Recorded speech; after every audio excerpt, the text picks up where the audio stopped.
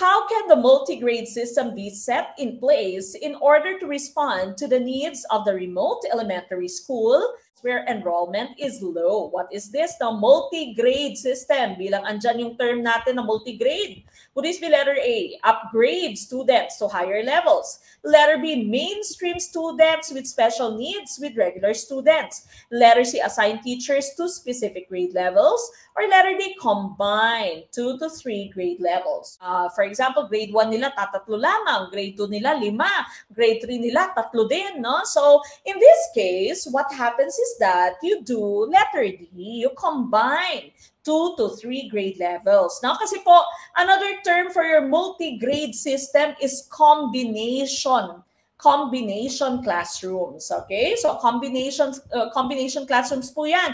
You combine 2 to 3 grade levels, isa yung teacher, no? Isa po yung teacher, at so yung nangyayari, para po siyang tutorial system, no? So yung mga grade 1 magkakagrupo, grade 2 andun sa isang sulok, na grade 3 nandito sa isang parte ng inyong classroom, and as a teacher, you go around the classroom, no? So iba yung say material ng grade 1, iba yung material ng grade 2 and grade 3. That's your combination classes or multi-grade system.